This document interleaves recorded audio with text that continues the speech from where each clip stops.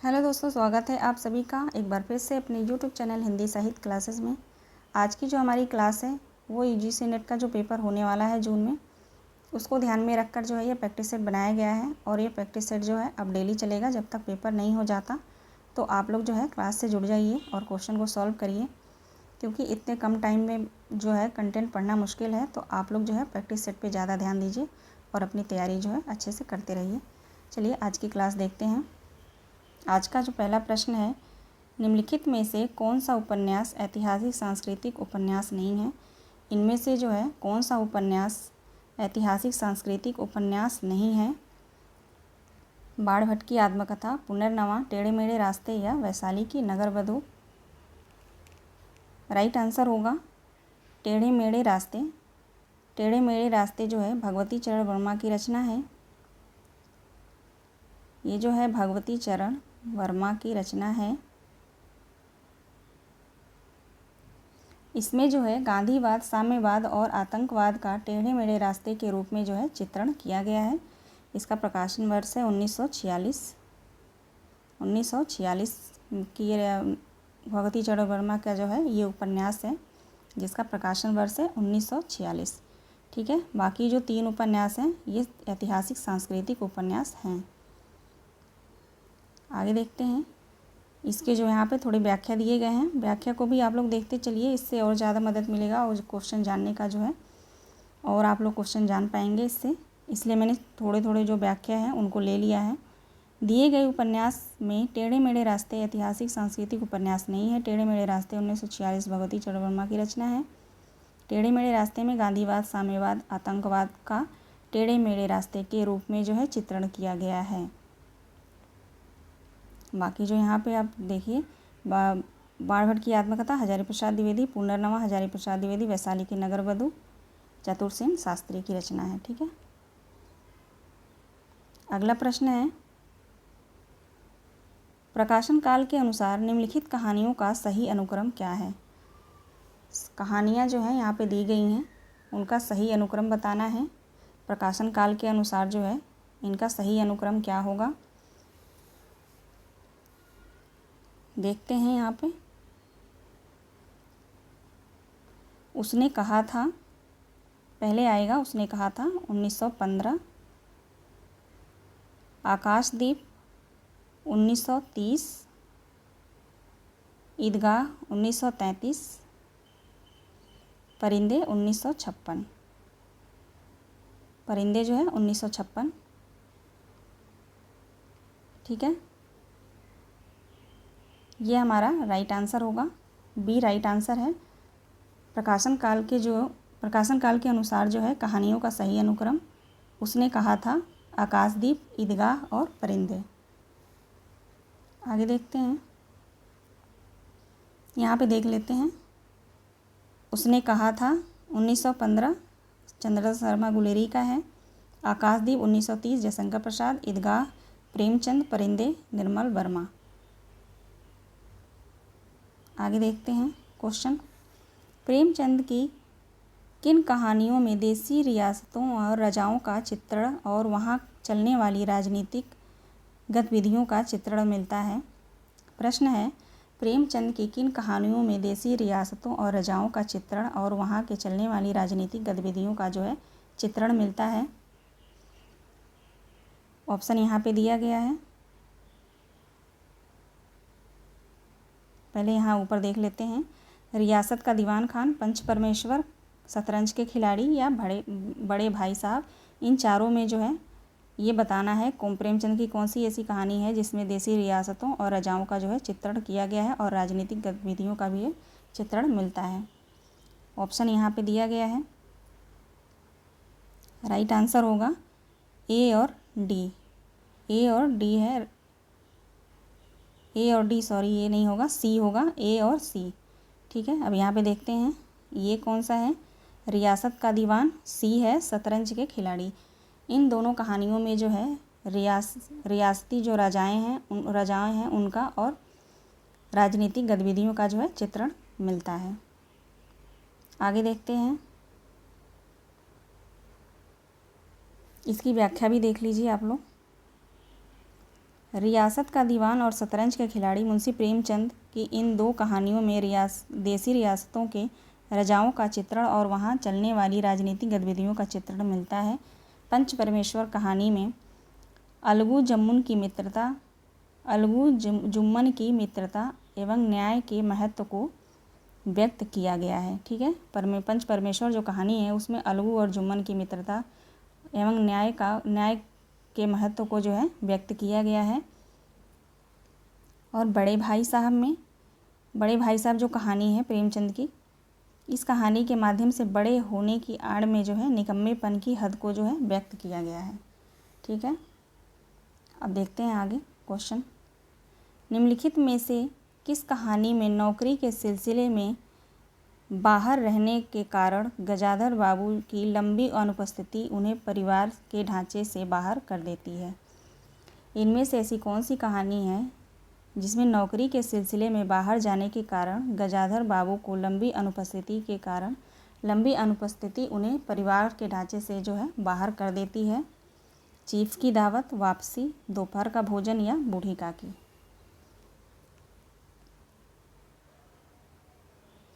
इसका जो right answer है वापसी कहानी में जो है नौकरी के सिलसिले में जो है बाहर रहने के कारण गजाधर बाबू को जो है लंबी अनुपस्थिति के कारण परिवार के ढांचे से जो है बाहर कर दिया जाता है। ये जो है वापसी कहानी की जो है विषय वस्तु है, ध्यान में रखेंगे आप लोग इसको।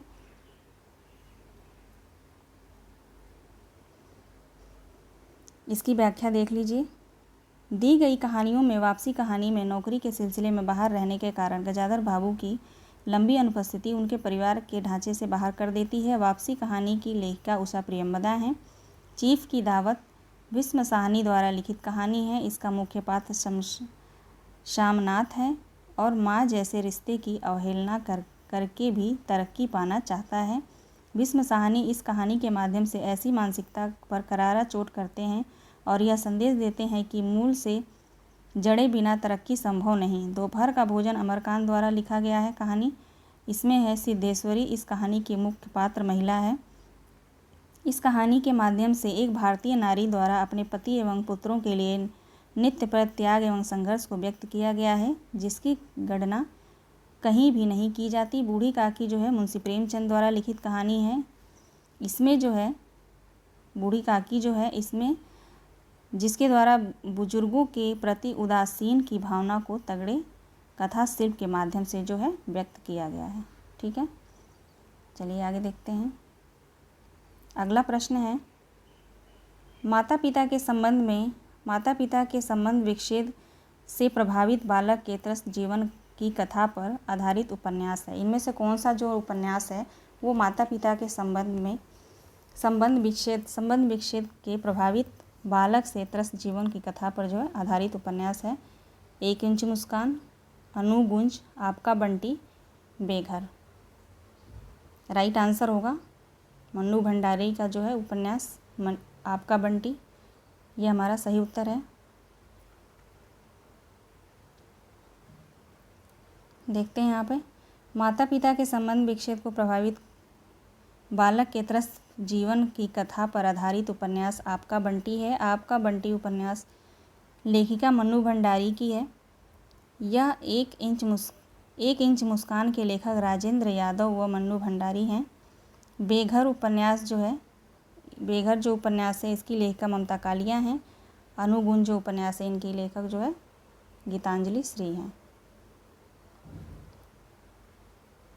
अनुगुंज जो है वो उपन्यास नहीं है, कहानी है।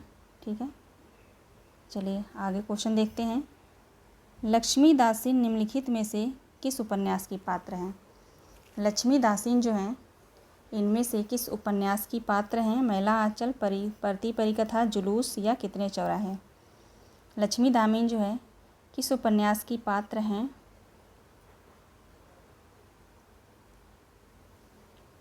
राइट आंसर होगा ऑप्शन ए मैला आंचल। लक्ष्मी दामीन जो है मैला आंचल की पात्र है। मैला आंचल के और भी जो पात्र हैं बावन दास, कालीचरण, बालदेव, राम खिलावन, रामदास, कमली, डॉक्टर आलस और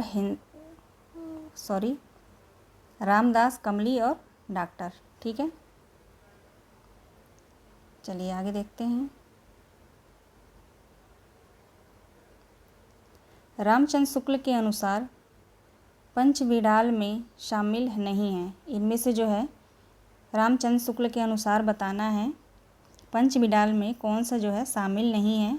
ऑप्शन है आलस्य, हिंसा, चिकित्सा और अहंकार। इनमें से जो है पंचविडाल में कौन शामिल नहीं है आचार्य रामचंद्र शुक्ल के अनुसार।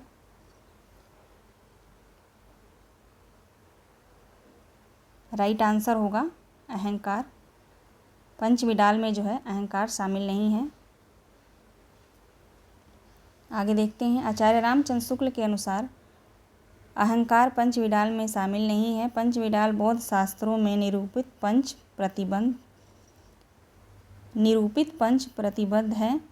शुक्ल जी के अनुसार पंच प्रतिबद्ध इस प्रकार हैं। आलस्य है, हिंसा, चिकित्सा, काम और मोह। इसको आप लोग याद कर लेंगे। पांचों जो है यहाँ पे बहुत ही महत्वपूर्ण है। इसमें से क्वेश्चन आता ही आता है या और ऐसे ही पूछता है इनमें से कौन नहीं है, इनमें से कौन है। ठीक है, आप लोग ध्यान रखेंगे। अगला प्रश्न है अपभ्रंश या प्राकृत हिंदी के पद्यों का सबसे पुराना पता तांत्रिक और योगमार्गी बौद्धों की सांप्रदायिक राजनीति के भीतर विक्रमी की 7वीं शताब्दी के अंतिम चरण में लगता है। यह कथन किस आलोचक का है? श्याम सुंदर दास का, रामचंद्र शुक्ल का, हजारी प्रसाद द्विवेदी का या रामविलास शर्मा का? इसका जो राइट आंसर है आचार्य रामचंद्र शुक्ल हैं। यह जो कथन है आचार्य रामचंद्र शुक्ल का है। अगला प्रश्न है, आंसर नीचे इसका क्वेश्चन है निम्नलिखित में से किस उपन्यास में बाल वध संधि और किशोर मन के मनोवैज्ञानिक अंकन का प्रयास किया गया है? नीचे जो उपन्यास दिया गया है इनमें से जो है बाल वध संधि और किशोर मन के मनोवैज्ञानिक अंकन का प्रयास किस उपन्यास में किया गया है? शेखर एक जीवनी में, त्यागपत्र में, पर्दे की रानी या जयवर्धन में? इसका जो राइट आंसर है शेखर एक जीवनी अज्ञेय की रचना है। यह जो है अज्ञेय की रचना है, 2 भागों में है। यह जो है शेखर एक जीवनी जो है 2 भागों में है। पहले भाग में जो है शेखर एक जीवनी के जो पहला भाग का प्रकाशन जो है 1940 में हुआ था और दूसरा भाग जो है 1944 में हुआ था। ठीक है, यहाँ पे देख लेते हैं। इसका व्याख्या दिया गया है। शेखर एक जीवनी 1940, दूसरा जो है 1944 में है। उपन्यास में बाल वध संधि का किशोर मन के मनोवैज्ञानिक अंकन का प्रयास किया गया है। शेखर एक जीवनी उपन्यास के लेखक सच्चिदानंद हीरानंद वात्स्यायन अज्ञेय हैं। यह मनोविश्लेषणात्मक उपन्यास है। इसके प्रमुख पात्र शेखर तथा राशि हैं। त्यागपत्र जयवर्धन जैनेन्द्र कृत तथा पर्दे की रानी इलाचंद जोशी का उपन्यास है। आगे देखते हैं। मैला आंचल उपन्यास के पात्र नहीं हैं। इनमें से जो है कौन पात्र हैं जो मैला आंचल के नहीं हैं? प्रशांत और कालीचरण, श्रीधर और सरस्वती, कमली और सुमरित दास, हरगौरी सिंह और मंगला देवी। इनमें से कौन से जो हैं मैला आंचल के पात्र नहीं हैं? राइट आंसर होगा बी श्रीधर और सरस्वती। श्रीधर और सरस्वती जो हैं मैला आंचल के पात्र नहीं हैं। बाकी जो पात्र हैं ये जो है मैला आंचल के हैं। यहाँ पे दिया गया है मैला आंचल के बारे में, देख लेते हैं। मैला आंचल उपन्यास में पात्र श्रीधर और सरस्वती नहीं हैं, जबकि प्रशांत, कालीचरण, कमली, सुमरित दास, हरगौरी सिंह, मंगला देवी मैला आंचल उपन्यास के प्रमुख पात्र हैं। मैला आंचल का जो प्रकाशन वर्ष है 1954 ईस्वी फरीश्वर नाथ रेणु द्वारा रचित आंचलिक उपन्यास है। श्रीधर और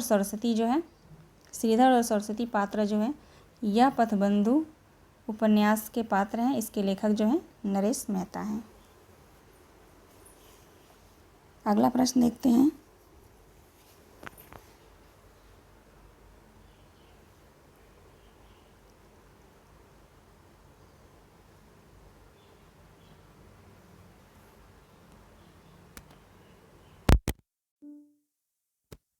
It's 16:21. सॉरी दोस्तों, थोड़ा डिस्टर्ब हो गया, माफ़ करिएगा आप लोग। चलिए आगे देखते हैं।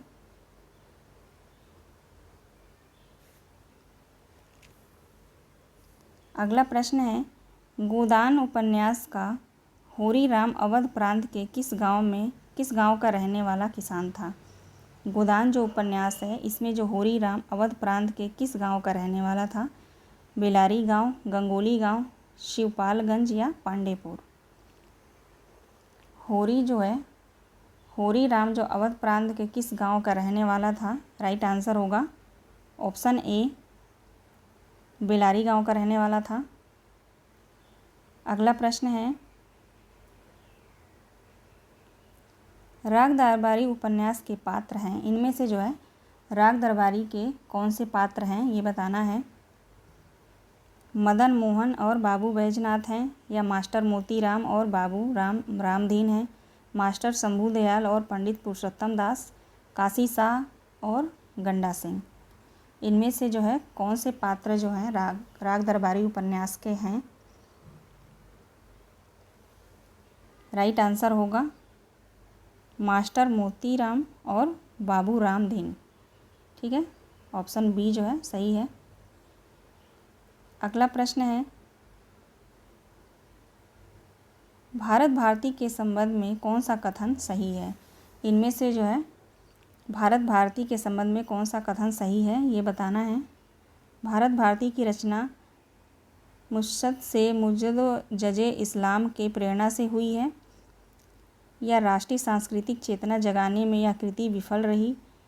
गुप्त जी भारत दर्पण के लेखक ब्रजमोहन दत्तात्रेय कैफी से भी प्रभावित थे। इनमें आद्यंत भारत की दैनिक स्थिति का वर्णन किया गया है। इनमें से जो है कौन सा सही है भारत भारती के संबंध में ये बताना है हमें। विकल्प यहाँ पे दिए गए हैं, ए या सी सही होगा, बी या सी सही है, बी या डी सही है, या ए और डी सही है। इसका जो राइट आंसर है ए और सी। ठीक है, ये जो दो हैं दो सही हैं। भारत भारती की रचना मुसद्दत से मुद्दों जजे इस्लाम से की प्रेरणा से हुई है, और दूसरा जो है गुप्त जी भारत दर्पण के लेखक ब्रजमोहन दत्तात्रेय कैफे से भी प्रभावित थे। ठीक है, आप लोग भारत भारती पढ़ेंगे तो आप जो उसमें है पूरा दिया गया है। ये राइट आंसर है ऑप्शन ए और सी हमारा जो है सही उत्तर है। अगला प्रश्न देखते हैं, मर्यादा मत तोड़ो, तोड़ी हुई मर्यादा कुचले हुए अजगर सी गुंजलिका के कौरव वंश को लपेट कर सूखी लकड़ी सा तोड़ डालेगी। अंधा युग, ये कथन जो है अंधा युग से लिया गया है। उपर्युक्त संवाद जो है ये किसने बोला है ये बताना है। ये संवाद जो है किसके द्वारा कहा गया है। भीष्म, द्रोणाचार्य, या कृष्ण, या विदुर। ये संवाद जो है उपर्युक्त संवाद जो है किसका है। राइट आंसर होगा विदुर। यह संवाद जो है विदुर का है। आगे देखते हैं क्वेश्चन। अगला प्रश्न है, यशपाल के उपन्यास झूठा सच में दौलत राम आज़ाद किस राजनीतिक दल का सदस्य था। कांग्रेस का, कम्युनिस्ट पार्टी का, मुस्लिम पार्टी का, या जनसंघ का। यशपाल के अनुसार झूठा सच में दौलत राम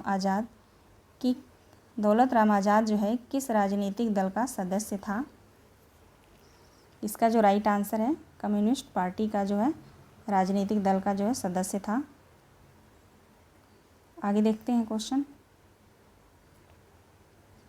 इसका जो आप लोग व्याख्या देख सकते हैं। यशपाल के झूठा सच में दौलत राम आज़ाद कम्युनिस्ट पार्टी के सदस्य थे। प्रगतिवाद या मार्क्सवाद विचारधारा के उपन्यासकारों में प्रथमतः यशपाल का नाम जो है आता है। आगे जो है प्रमुख उपन्यास दादा कामरेड, देशद्रोही दिव्या, पार्टी कामरेड, मनुष्य के रूप में अमिता, झूठा और सच्चा, 12 घंटे, अप्सरा का श्राप, तेरी मेरी उसकी बात। ये सारे जो हैं यशपाल के उपन्यास हैं। अगला प्रश्न है, तीसरी कसम कहानी में गाड़ीवान ने कौन सा सामान न लादने की कसम खाई थी। तीसरी कसम कहानी जो आप जिन्होंने भी पढ़ा होगा उनको ये क्वेश्चन बहुत अच्छे समझ में आ गया होगा क्या पूछ रहा है ये। तीसरी कसम कहानी में गाड़ीवान जो था वो कौन से सामान न लादने की जो है कसम खाई थी। 3 कसम खाई थी उसने, इसमें से जो है कौन सा एक कसम है वो नहीं है खाई थी ये बताना है। कंपनी की औरत, दुल्हन की डोली, चोर बाजारी का सामान या बांस। राइट आंसर होगा दुल्हन की डोली। इसकी जो कसम है वो उसने नहीं खाया था। 3 कसम खाया था उसने। क्या क्या खाया था उसने? कंपनी की औरत को नहीं बिठाएगा, चोर बाजारी का सामान जो है अपने वो गाड़ी पे नहीं लादेगा, और जो है बांस को नहीं लादेगा। ठीक है, आगे देखते हैं क्वेश्चन। अगला प्रश्न है, मन्नू भंडारी अपनी आत्मकथा में आपका बंटी उपन्यास की विभिन्न समीक्षाओं में किस पक्ष को उपेक्षित मानती हैं। मन्नू भंडारी जो है अपनी आत्मकथा में आपका बंटी उपन्यास की विभिन्न समीक्षाओं में किस पक्ष को जो है उपेक्षित मानती हैं। खंडित बचपन, बच्चे के पालन पोषण का आर्थिक पक्ष, या बाल मनोवैज्ञानिक पक्ष, या मुख्य स्त्री पात्र स्त्रीत्व। राइट आंसर होगा ऑप्शन डी। डी जो है हमारा राइट आंसर है। नेक्स्ट क्वेश्चन देखते हैं। नई कविता के प्रथम अंक में निराला की किस कविता का अनेक कवियों द्वारा सामूहिक रूपांतरण प्रकाशित हुआ है। नई कविता के प्रथम अंक में जो है निराला की किस कविता का अनेक कवियों द्वारा सामूहिक रूपांतरण प्रकाशित हुआ है। वनवेला, यमुना के प्रति, वह तोड़ती पत्थर, या जूही की कली। राइट आंसर होगा ऑप्शन डी, जूही की कली। ठीक है, नेक्स्ट क्वेश्चन है, इसका जो व्याख्या देख लेते हैं। नई कविता के प्रथम अंक में निराला की कविता जूही की कली का अनेक कवियों द्वारा सामूहिक रूपांतरण प्रकाशित हुआ था। नई कविता 1954 ईस्वी में जो है प्रकाशित हुआ था। नाम जो है अगें का दिया हुआ है। यह जो नाम है नई कविता अगें ने दिया हुआ था। अपनी एक रेडियो वार्ता में इन्होंने इस पद का सर्वप्रथम प्रयोग किया था, जो बाद में नए पत्ते अंक में नई कविता शीर्षक से जो है प्रकाशित हुई। नई कविता का आरंभ सन 1954 में जगदीश गुप्त द्वारा संपादित नई कविता पत्रिका में प्रकाशन से जो है माना जाता है। ठीक है, महत्वपूर्ण तथ्य है। आप लोग जो है मैंने जो व्याख्या छोटे छोटे जो व्याख्या मैंने रखे हैं उनको आप लोग ज़रूर पढ़ लीजिएगा। जिसको मैं छोड़ दे रही हूँ उसको आप लोग जो है वीडियो रोक करके ज़रूर पढ़ लेंगे। अगला प्रश्न है, गैग्रीन कहानी की मालती बचपन में कैसी लड़की थी। जो गैग्रीन कहानी है अगें की, उसमें जो पात्र है मालती, बचपन में वो कैसी लड़की थी यह पूछा गया है। सरल एवं शांत लड़की थी, उद्धत और चंचल लड़की थी, पुस्तकें पढ़ने की शौकीन लड़की थी, या चोरी से क्लास से भागने वाली लड़की थी। इनमें से कौन सा सही होगा।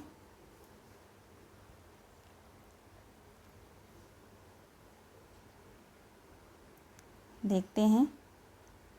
राइट आंसर होगा बी और सी। बी और डी जो है राइट आंसर होगा। यहाँ ऑप्शन नीचे दिया गया है, हाँ यहाँ पे है। ए बी सी सही होगा। बी ए और बी है सही है, या बी और डी सही है, बी और सी सही है।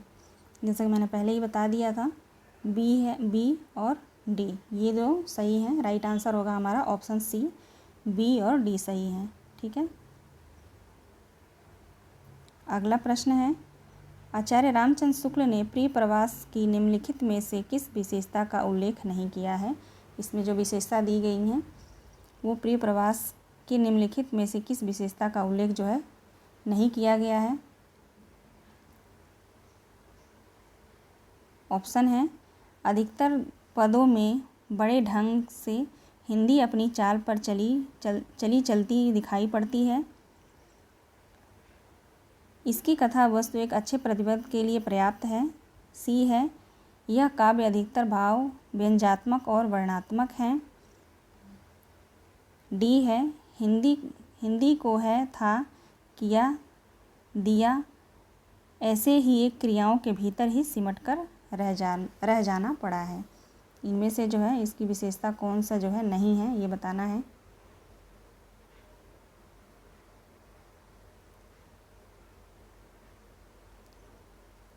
इसका जो राइट आंसर है बी जो है हमारा सही उत्तर है।